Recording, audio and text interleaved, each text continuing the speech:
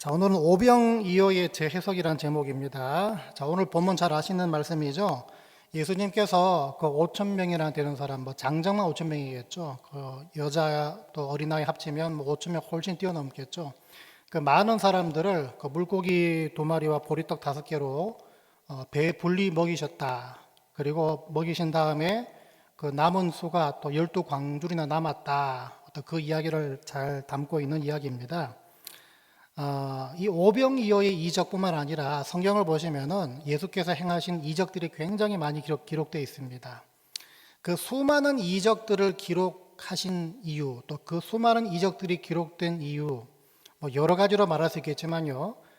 그 모든 걸 하나로 묶어보면 딱 한 가지 이유입니다.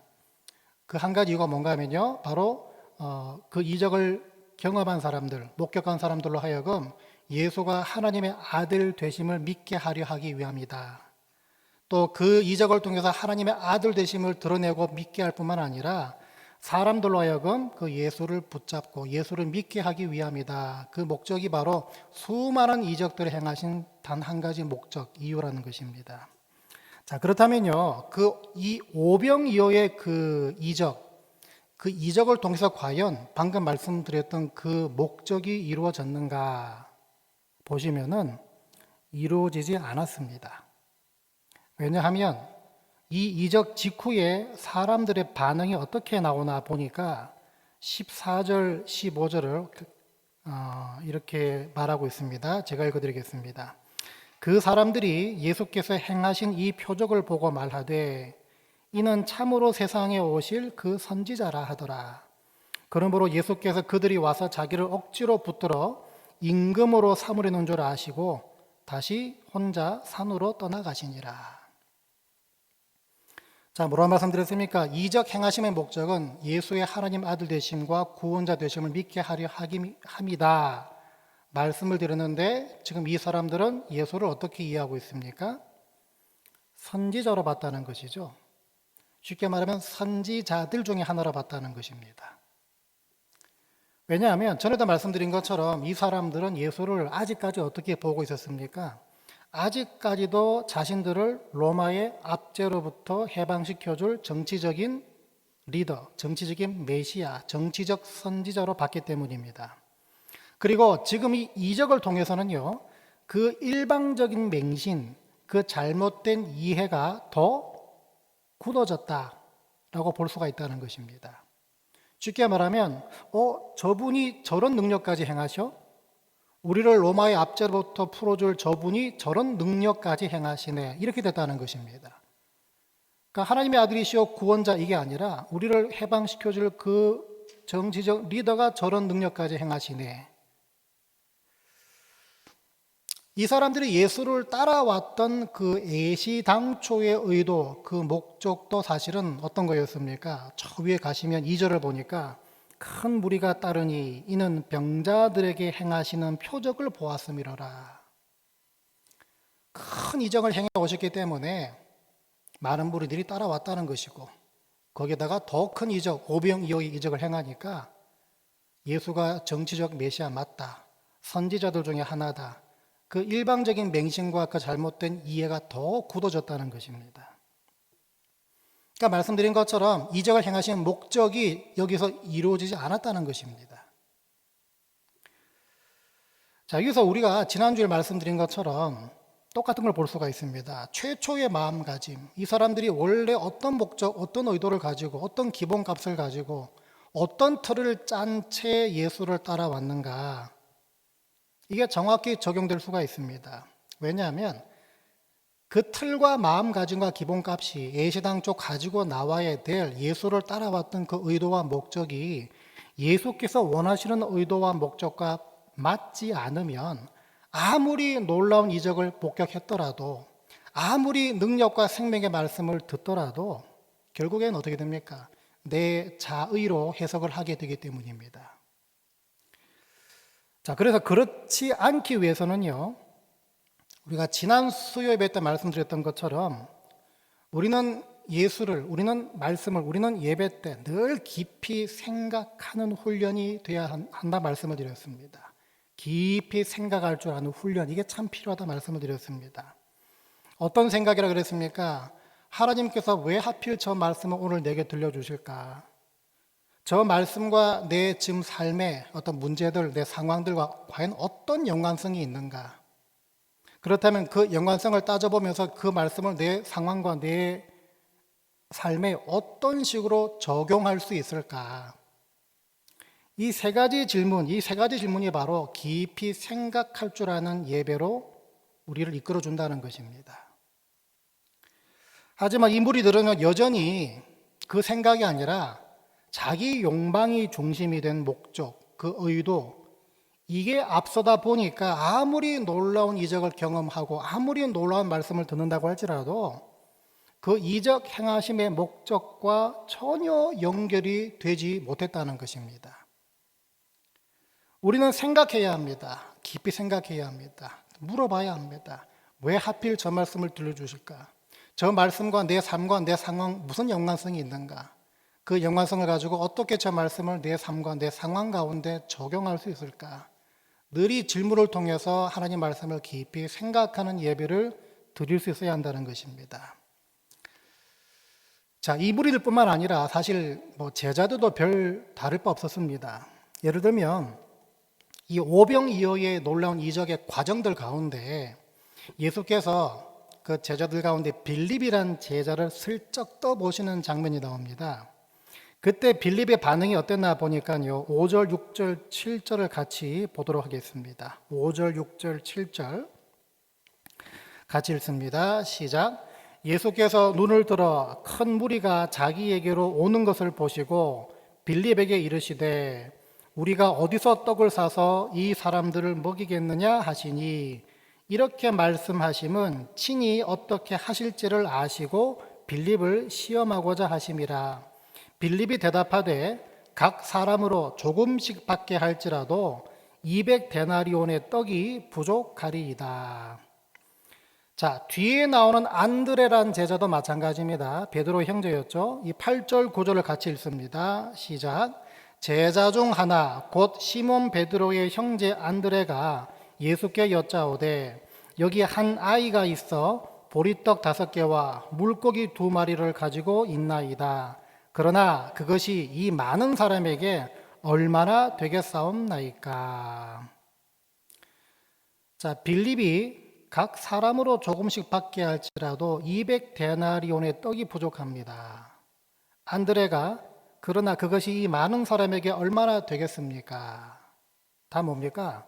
두 명 다 이거 가지고는 안 된다라는 기본적인 마인드를 깔고 지금 예수께 말하고 있다는 것이겠죠. 이 사람들이 이러면 안 되는 이유가 있습니다. 이 사람들이 이러면 안 되는 이유가 있는데, 이 사람들이요, 오늘 본문 직전까지 2장을 보시면 예수께서 가나 혼인잔치에서 물로 포도주를 변하게 만드신 그 이적을 똑똑히 목격했죠. 4장을 보면요, 거의 다 죽어가던 고위 관리의 아들을 가보지도 않으시고 그냥 말씀으로 그냥 치유하셨던 그 이적도 똑똑히 목격했던 사람들입니다. 또 몇 주 전에 살펴봤지만 5장을 보니까요, 베데스다 연못 근처에 38년 된 병자를 고쳐주셨던 그 이적도 똑똑하게 목격했던 사람들이 바로 이 제자들입니다. 그뿐이겠습니까? 예수의 하나님 아들 되심의 메시지도 이미 수차례나 들었던 사람들입니다. 그런데 그렇게 쌓여졌던 예수를 아는 지식, 예수를 경험했던 그 경험이 막상 이 오병이어 현장에서 예수의 하나님 아들 되심과 구세주 되심이란 그 믿음까지는 연결되지 못하고 올바르게 적용되지 못한 걸 보게 됩니다. 아직까지 이 제자들도 예수를 대다수의 무리들처럼 그저 신비한 호기심의 대상으로만 봤기 때문이다. 예수를 단지 자신들의 필요를 채워줄 뛰어난 선지자들 중에 한 명으로 보지 않았겠나. 그러니까 예수 붙잡혔을 때 다 도망가지 않았습니까? 결국 이것도 다 뭡니까? 갖추어야 할 틀과 마음가짐, 또 기본값이 예시당초 이적을 행하신 목적과 맞지 않다 보니까 주님께서 원하시는 열매를 전혀 맺지 못하고 있는 상태라는 것입니다. 여러분, 그래서 우리가 늘 기억해야 됩니다. 우리는 예배를 통해서 예수의 하나님 아들 되심과 구세주 되심을 믿는 믿음을 새롭게 가지거나 다시 기억해 나거나 아니면 다시 확인하기 위해서 이 자리에 온다는 그 틀이 있어야 합니다. 우리는 곁길로 가던 나를 주님께서 다시 말씀의 자리로 이끌어 오셔서 어떻게 하든 주님의 주권과 통치 아래 거하게 만드시기 위해서 말씀의 자리로 부른다는 애시당초의 마음가짐으로 이 자리를 찾아와야 합니다. 그 기본값에 충실한 분들이 되실 때만이 깊이 생각하는 예배를 통해서 예수의 이적 행하심의 목적과 부합된 삶과 순종으로 연결이 될 수가 있기 때문입니다. 아니, 목사님, 예배 때 무슨 이적이 있습니까? 이렇게 물어보는 분 계시겠죠. 잘 생각해 보세요. 굳이 물고기 2마리와 보리떡 5개로 5,000명 먹여야 그것이 이적입니까? 굳이 죽은 자가 살아나야 그게 이적입니까? 병든 자가 안진뱅이가 일어나야 고쳐지는 것이 그렇게 돼야 이적이라고 볼 수 있습니까? 그렇지 않습니다. 소망 없고 가망 없고 영원히 죽을 수밖에 없던 나를 하나님께서 독생자를 죽이면서까지 독생자를 포기하면서까지 건지신 것 자체가 설명할 수 없는 이적입니다. 그런 나를, 형편없는 나를 여전히 예배자로 부르셔서 나의 예배를 통해서 영광을 받으시겠다. 그래서 이 자리로 불러주신 것 자체가 이적이라는 것입니다. 우리가 그런 존재라는 것입니다. 그래서 시편 기자가 시편 8편 3절에서 5절까지 이런 고백을 합니다. 같이 읽어볼까요? 같이 읽습니다. 시작. 주의 손가락으로 만드신 주의 하늘과 주께서 베풀어 두신 달과 별들을 내가 보니 사람이 무엇이기에 주께서 그를 생각하시며 인자가 무엇이기에 주께서 그를 돌보시나이까. 그를 하나님보다 조금 못하게 하시고 영화와 존귀로 관을 씌우셨나이다. 아멘. 우리를 하나님보다 조금 못하게 만드셨다고 합니다. 이거 이적 아닙니까, 여러분? 믿을 수 없지 않습니까? 근데 이거 이적 아닙니까? 그렇게 말하고 있는 게 이게 이적 아닙니까? 하나님께서 나를 말씀으로 만나주시고 하나님의 나를 끝까지 포기하지 않으시고 붙잡아 주시고 하나님이 소망 없던 나를 예배자로 세우셔서 나의 예배를 기쁨으로 받아주신다는 그 이적들, 그것에 늘 놀라워하시고 감사해하는 분들 다 되시길 바랍니다. 그래야 예배로 부르심이란 그 이적에 합당한 목적과 의도가 여러분 삶을 통한 열매를 통해 맺혀질 줄 믿습니다. 예배의 자리, 즉 이적의 자리로 늘 부르시는 그 하나님께 압도되셔서 주의 뜻대로 사는 인생이 매일 회복되고 매일 자라나게 되시기를 주의 이름으로 부탁을 드립니다. 자, 마지막으로 이야기를 통해 알 수 있는 게 하나가 있는데요. 여러분, 하나님은 은혜 주실 만한 자에게 은혜 주신다는 것입니다. 은혜 주실 만한 자에게 은혜 주신다. 다시 말하면요, 은혜 받을 만한 그릇이 준비된 자들에게 은혜를 주신다는 것입니다. 그러면 그 사람이 어떤 사람인가? 이 이야기에서요, 가만히 읽어보시면은 이 이야기에서 유일하게 은혜를 경험한 인물이 딱 한 명 나옵니다.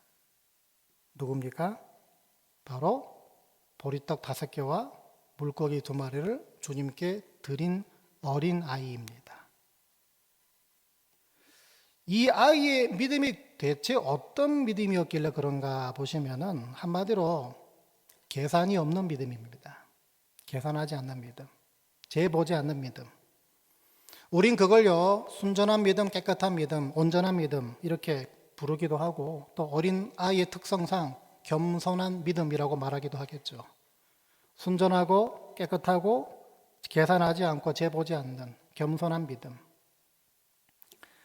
빌립이나 안드레처럼 앞뒤 재보거나 계산하지 않고 그냥 자기가 가지고 있는 걸 주님께 들고 나오기 때문인데요. 한번 잘 생각해 보세요. 이 아이가 물고기 2마리와 보리떡 5개를 들고 나올 때 과연 어떤 마음이 그 들고 나옴 가운데 깔려 있었겠나 생각해 보시면 여러분 나름대로 많은 생각하시겠죠. 근데 저는 이렇게 생각합니다. 이거라도 사용해 주세요. 이거라도 사용해 주세요. 이 마음 아니었겠습니까?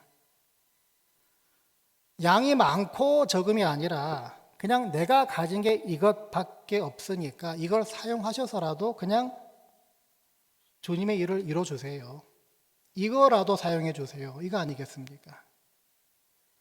남들은 뭘 얼마나 대단한 걸 가져오는지를 보거나 남들이 뭘 가지고 오는지 의식한 것도 아닙니다.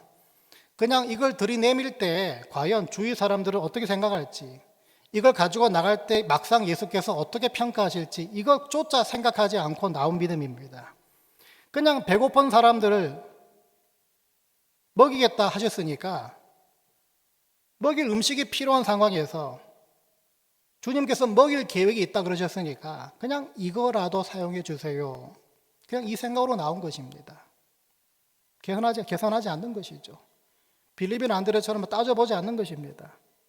그러니까 세상 눈으로 볼 땐 참 기가 차고 어이가 없겠지만 주님 보시기에는 그 말이 맞습니다. 계산이 없구나, 순전하구나, 겸손하구나, 깨끗한 믿음이구나. 그런데 여러분 이게 바로 하나님께서 은혜 주실 만한 자에게 은혜 주시는 방법입니다. 한번 생각해 보세요. 오병이어 이적 직후에 가장 놀라고 가장 감격했을 사람이 누굽니까? 이 어린아이 한 명입니다. 아까 말씀드린 것처럼 장정만 5,000명이죠. 어린아이 또 여자분들 합치면 6,000, 7,000 되겠죠. 좋게 그 정도 될 숫자가 자기가 드린 오병이어로 배불리 먹었으니까 이 아이가 제일 놀랐을 것이고 이 아이가 제일 감격했을 것입니다. 제일 중요한 것은요, 이 아이가 드린 이 오병이어를 주님께서 사용하셔서 이적을 행하셨다. 그 말은 꼭 뭐겠습니까? 이 아이, 더 정확히 말해서 이 아이의 계산 없고 순전하고 깨끗하고 이 겸손한 믿음이 바로 이 이적의 시작, 은혜의 출처, 놀라움의 근원이 되었다는 것입니다. 하나님은 이런 사람에게 은혜를 주신다는 것입니다. 똑같은 은혜가 아닙니다. 많은 무리들이 예수를 임금으로 모시려는 그 빗나간 반응을 보였지만 최소한 이 아이한테는 저분이 내가 드린 걸 쓰셔서 이 엄청난 일을 행하셨구나. 이 감동과 이 감격, 다시 말하면 그 무리들과는 다른 은혜를 받았다는 것입니다. 내 걸 쓰셔서 주님이 저렇게 하셨구나. 여러분, 그래서 은혜를 받는 것도 중요하지만요, 잘 들으세요. 여러분들이 은혜의 출처가 되시고 은혜의 재료가 되시고 감사와 감격의 근원으로 쓰임받는 것은 더 중요합니다. 왜 그렇습니까? 그게 바로 하나님이 행하시는 놀라운 일에 내가 동참하는 모습이기 때문입니다. 따져보면요, 우리한테는 이런 동참의 기회가 참 많이 있습니다. 어떤 겁니까? 시간의 오병이어, 재능의 오병이어, 예배 드림의 오병이어, 기도의 오병이어, 주를 향한 관심과 열심의 오병이어, 그것처럼 많습니다. 비록 보잘것 없더라도 이거라도 쓰셔서의 마음, 이거라도 써주세요. 그 마음으로 올려드릴 때는 저와 여러분들은 주님의 이적에 동참하게 된다는 것입니다. 조력자가 된다는 것입니다. 이런 계산 없고 순전하고 깨끗하고 겸손한 믿음을 여러분 늘 구하셔서 주님이 여러분의 오병이어를 쓰실 수 있도록 늘 드리기를 기뻐하고 즐거워하고 또 힘쓰는 분들 되시고, 그래서 은혜 입을 만한 분들 다 되시길 바랍니다. 그럴 때 은혜를 받는 모델로 끝나지 않고요. 분명합니다. 그 은혜의 출처가 되시고 그 중심에 서는 분들이 다 되실 줄 믿습니다. 더 나아가서요, 서두에서 말씀드린 것처럼 우리 일상 가운데 여러 크고 작은 이적 행하심의 그 의도와 목적이 뭔지를 늘 깊이 생각하고 그 생각에 묶여 계시길 바랍니다. 그래서 그 이적의 의도와 목적에 부합하고 합당한 반응, 합당한 순종을 기꺼이 드릴 수 있는 분들 다 되시기를 주의 이름으로 간절히 축원드립니다.